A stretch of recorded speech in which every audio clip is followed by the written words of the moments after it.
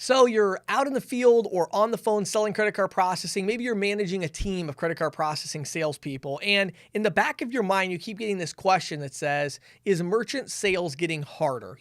We have all these competitors like Square and Stripe, and we have all these different point of sale systems. And so one of the questions I get asked a lot in my consulting practice is this just a losing battle? Like, is it just getting harder and harder? And so I've got some really interesting thoughts about that I wanted to share today. So number one, the answer to the primary question is no, it's not getting harder. It's getting different.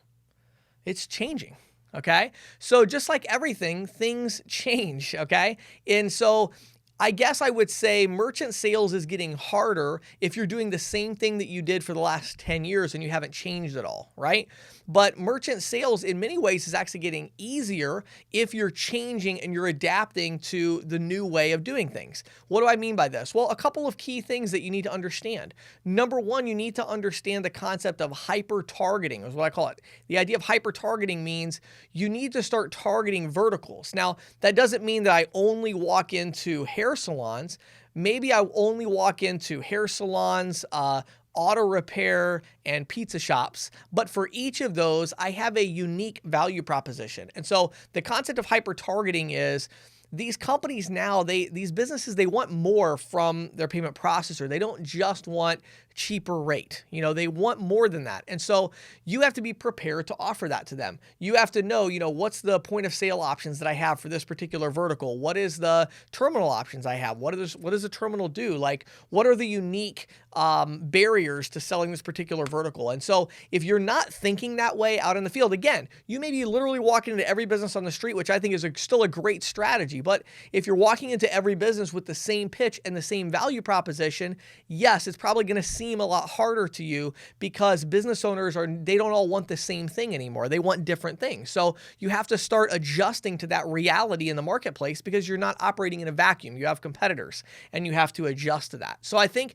on the short term, like right now, is it just so much harder than it was 3, 4, 5 years ago? No, it's not. It's just different. It's changing and you have to adjust to that kind of hyper targeting. Now the second question though I would look at is more of a long term.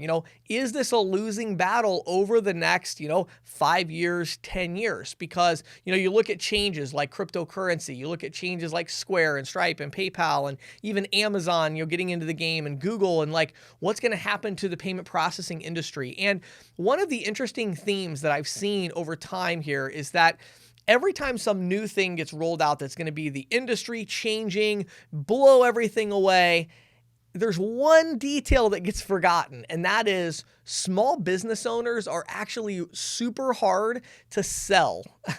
And so there's always going to be a need for an army of salespeople that know how to get small business owners to take action and to be able to sell a small business owner. So I think one of the key things, if you're looking at, long-term, how are things going to play out with crypto and different things like that, I don't know. You don't know either, and there's no expert that can tell you how it's going to play out. Nobody knows, right? Look at Apple Pay. What a great example, right? When Apple Pay gets rolled out, everybody's freaking out because they're like, oh my goodness, Apple is in the payment space. It's all over. Well, there's two things that actually happened. And if you go back and watch my videos from when it rolled out, this is the two things I said were going to happen literally before Apple Pay was even live. Number one, I said that they're going to run it on the same rails as everything else. Why? Because they need merchants to accept Apple Pay. And the only way to get merchants to accept Apple Pay is if there's a whole bunch of salespeople out in the field, thousands of them from all the different ISOs getting them to accept Apple Pay. And that's exactly what happened, right? And number two, I said, just because they're a big company doesn't mean they're going to dominate the marketplace. And they didn't. Apple Pay is minuscule compared to the larger scheme of things. Why? Because it didn't actually have any concrete benefit for consumers and merchants. So, it doesn't really matter. So don't get yourself all worked up about these big changes because what really all you need to focus on is this. If you're keeping track of what's happening in the payments industry, following our content and others like it, right? So you know kind of what's going on.